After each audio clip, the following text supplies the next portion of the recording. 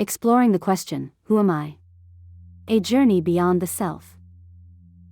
Welcome back to Stasin's Non-Duality, the podcast that dives deep into the mysteries of consciousness and the nature of reality.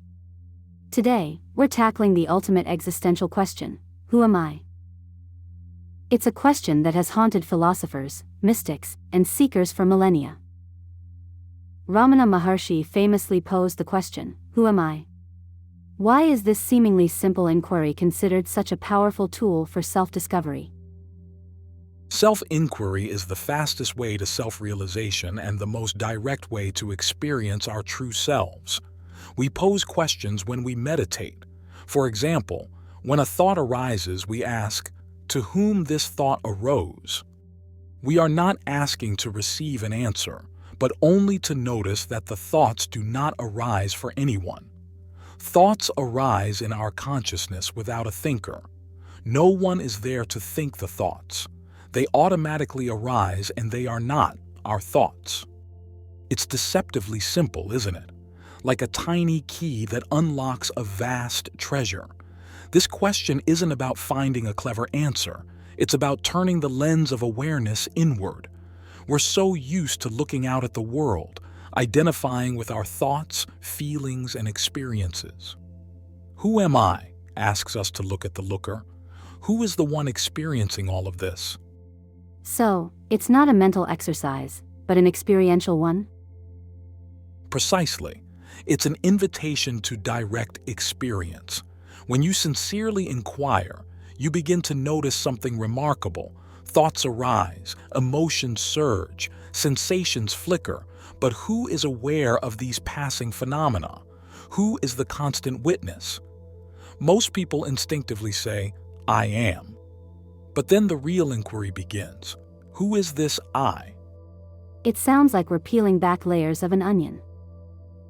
Exactly. We begin to see that the I we cling to is a composite, a story we've constructed about ourselves based on our past, our roles, our beliefs. It's a constantly shifting narrative. This story you're referring to, is that what we call the ego? Yes, the ego is this sense of separate self, this me that feels distinct and isolated from everything else.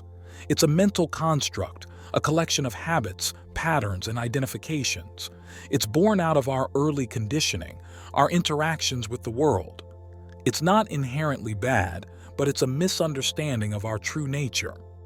However, it is a very rigid structure of thoughts, feelings, beliefs, and behaviors that make up our personality. Within this structure that is entirely conceptual and fictional appears an I thought that claims to be the thinker of the thoughts. However, if you notice in silence or meditation, you will clearly see that the thought that claims to be the thinker is also just a thought. The I we believe we are is nothing than a bunch of thoughts with a thought within the thoughts that claims to be thinking the thoughts. What's powerful in self-inquiry is that after we ask, who is thinking the thoughts? If an answer arises in your mind and tells you that I am thinking the thoughts, you will notice that this is also a thought that tells you that is thinking the thoughts. How does this misunderstanding lead to suffering?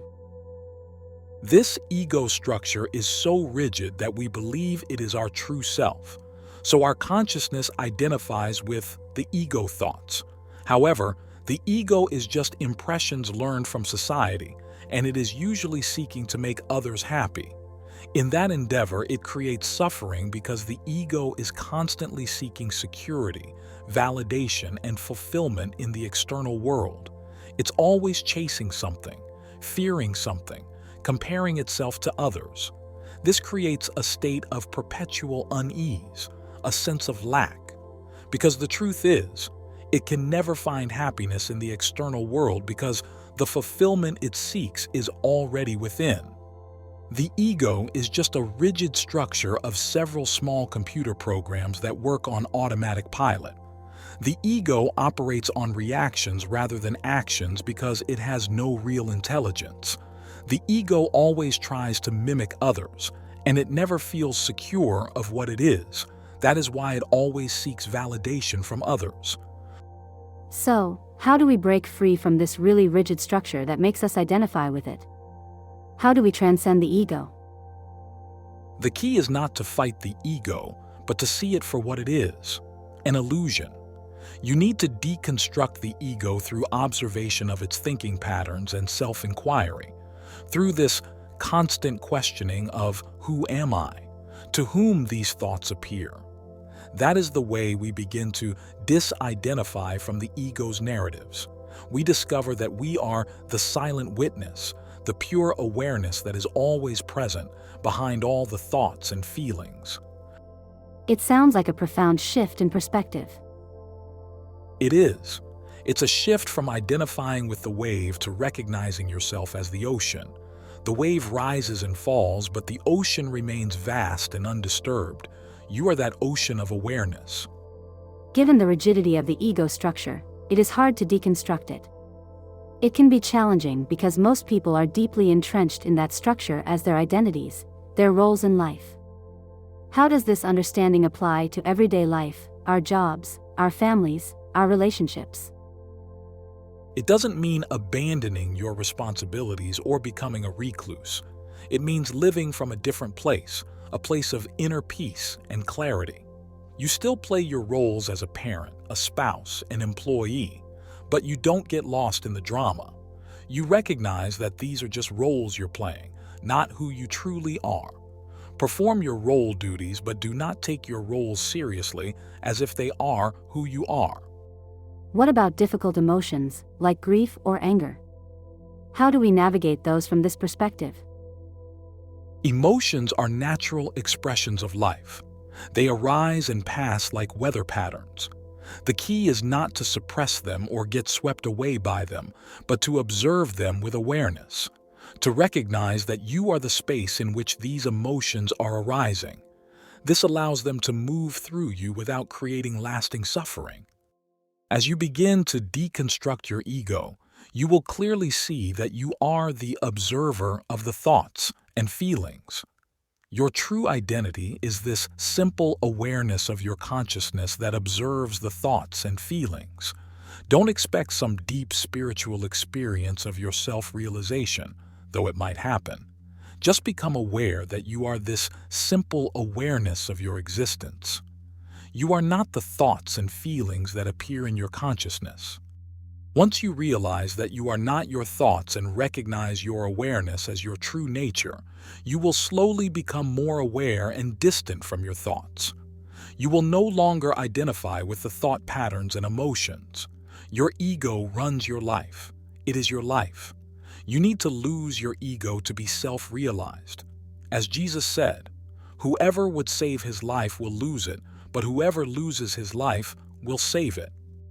When you recognize your awareness as your true self, it will be like Jesus said. It will be like a mustard seed that starts very small, but it becomes a big tree. Your awareness of your consciousness being your true identity will help grow as you slowly deconstruct the ego illusion.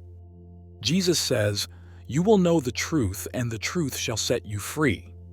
For the self-realized, out of his belly shall flow rivers of living water, essentially meaning your life will be filled with the Holy Spirit, the universal consciousness. You will slowly become your true and powerful conscious self. This is truly transformative. As we begin to wrap up, what final guidance would you offer to our listeners who are intrigued by this path of self-inquiry? Don't make it a chore, a rigid practice. Approach it with curiosity, with a sense of wonder. Ask yourself, who am I? Throughout your day, in different situations. Not looking for an answer, but simply turning your attention inward. And most importantly, trust the process. The truth is already within you, waiting to be uncovered. The kingdom is within. It is your consciousness, your awareness. That's beautiful. Thank you so much for sharing these profound insights with us today. It's been an absolute honor. And to our listeners, thank you for joining us on Stasanos Non-Duality YouTube channel. Remember to subscribe for more explorations into the nature of consciousness. Until next time, keep inquiring, keep exploring, and keep looking within. Created by Elias Stassinos.